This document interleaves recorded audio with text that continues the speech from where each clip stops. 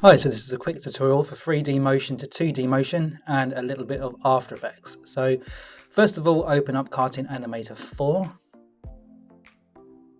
and then load up iClone 7. My machine's a bit slow, so it takes a little bit to open up. Okay, then go to the plugins, Cartoon Animator 4 Motion, and click that. Then add dummy, and then go to the motion file that you want to use. I mean, you can do motion capture, but I don't have the suit yet, so I'm just going to look at some of the pre-made motions. I haven't used iClone for a long time, so I'm going to look at this one. You always do a walk cycle as test. I think everyone knows I do that, so I'm just going to get a walk cycle, pop it on. Okay, now the motion's gone on to the actual dummy character. So I'm just going to look at the frame rate. So I'm just going to have it so it's literally one cycle. Open it up a bit. So go to settings. And then I don't know, about 50. It looks like it's not quite enough. So let's just change it now to 49. It's kind of hit and miss on with me on this really. So, okay, so it's 49 frames. I'm just going to get it so it loops. Okay, yeah, so you can see it's looping the walk cycle. So then you literally click on activate link and you can rotate the 3D model here. So you can choose a different perspective for what your 2D character is going to be. So back in Cartoon Animator, load up a little character I've made. You've all seen this little guy from my entry. Okay, there he is. Right then, so I'm just going to make this project the same frame length as the iClone one, just so the actual motion is the same. So you click on this little guy up here, which is your motion knife, click on the character and then click on body. You can do hands as well. I haven't actually looked up any hands. And you literally go send to Cartoon Animator. You can preview it, but I'm just going to literally click the record button. So it plays the loop through and then magically it's come through into Cartoon Animator, which is pretty amazing actually. You can fine tune this. I mean, you can fine tune the 3D motion as well.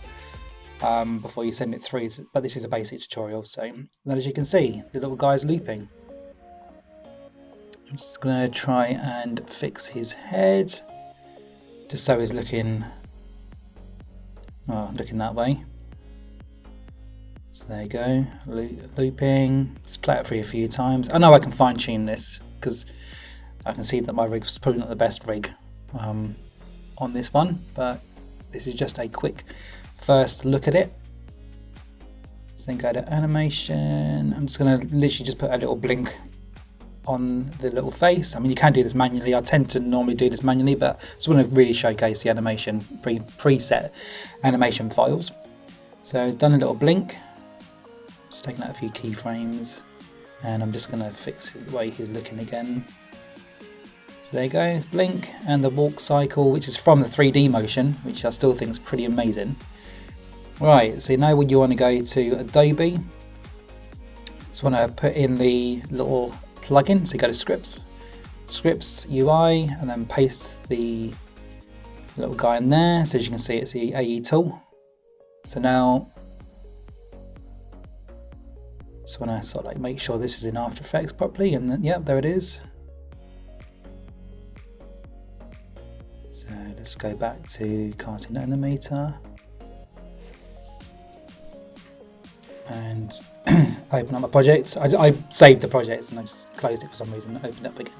So you click on him, make sure your little walk cycle's how you want it. I should fix the eyes, but because they kind of look a bit dead, because he should be looking a bit further off, but that's fine for this little quick test. Click on AE, my little character selected. If there's more characters, you'd have more characters in there to be selected. I always go to 4K and 100% resolution because I like having it massive really, and then I can just reduce the size in After Effects instead of the other way around, small file and blowing up where it goes blurry. So I'm just going to save it out, my little test folder, and there you go, it's just saving out all the frames.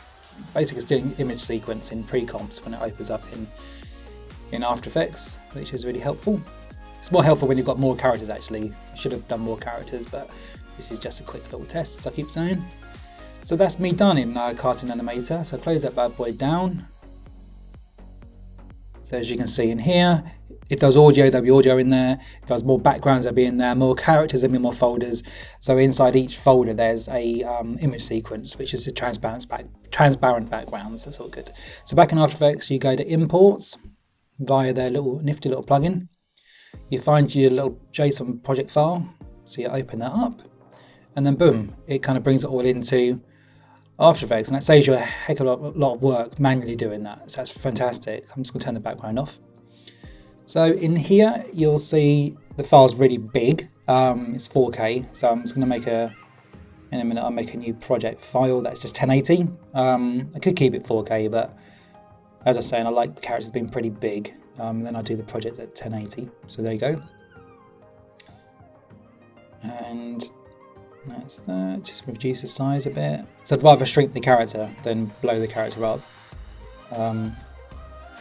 Purely because I like to keep the quality. Just making the project the same size as the actual loop, and I've just realised it's tiny. It's only like just over 1 second. I should really have done a better loop, and one that's at least 10 seconds. So apologies if this looks a bit short, because it is. It's actually microscopic size. I will do another tutorial at some stage. So as you can see, the characters in there. The black background, that's literally because there's no background there. That's whatever your default on After Effects has been set to. Mine's just set, well, it just comes up black, but that means there's no background there, so which is great.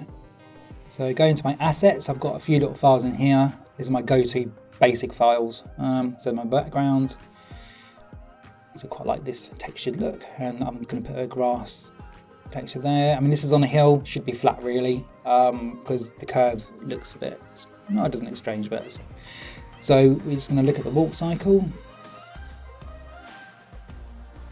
Okay. Right. So what am I doing now? Right. So I'm going to do basically I'm doing the shadow. So I'm duplicate the character. I put a layer effect over it, which is a color overlay. Basically, make it black. There's probably different ways of doing this, but this is how I do it. And I put it into 3D space by clicking the little 3D button, and then I just change the rotation because now it's in 3D. You can tilt it backwards.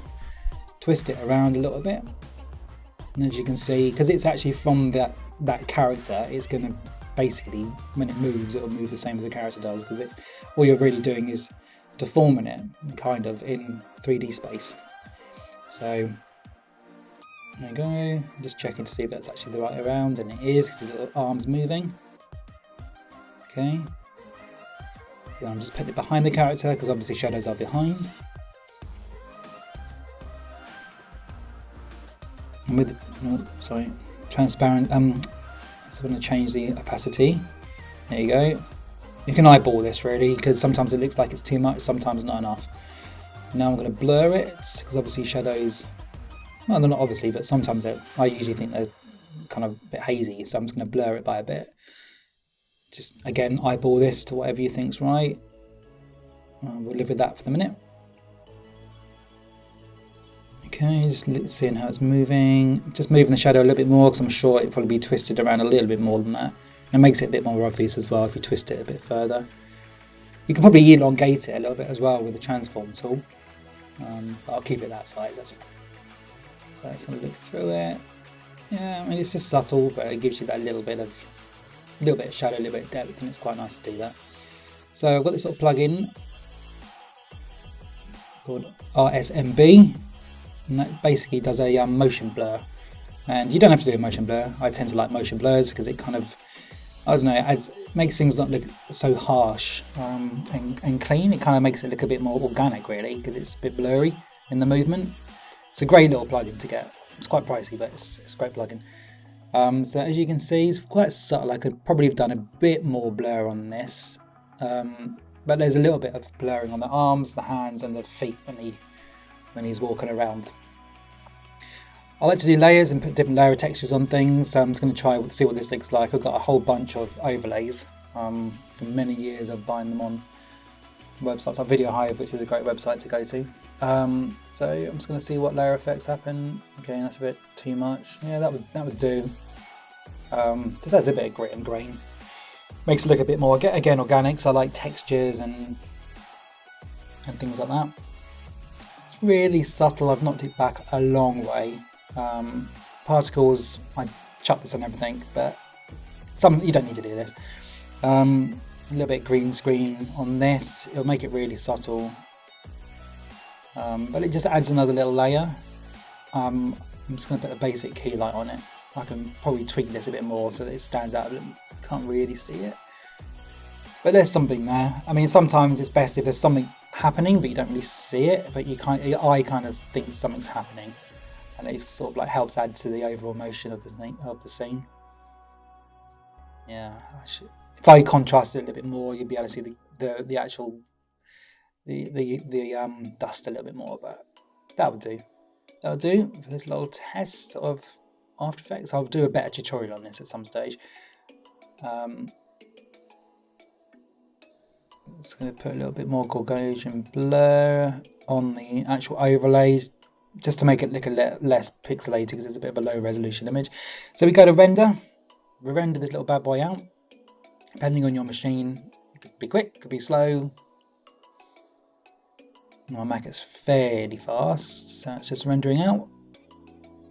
I wish I'd fixed his eyes actually, because like I was saying, he's kind of looking not in the right direction. It's like he's walking towards someone that's, you can tell is not actually there. He should be looking a little bit more over, but that's okay. So it's rendered out, and that is a basic overview of 3D to 2D motion, and then exporting it to After Effects.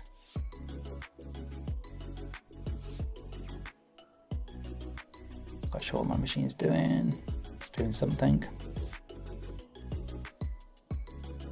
And there you go. That's the overall render. I forgot to actually move the actual floor, because it looks like it's walking on the spot, which makes it look very unnatural. That should be theoretically moving. But that's the end of the little tutorial, and I shall be doing some more tutorials in depth in After Effects soon.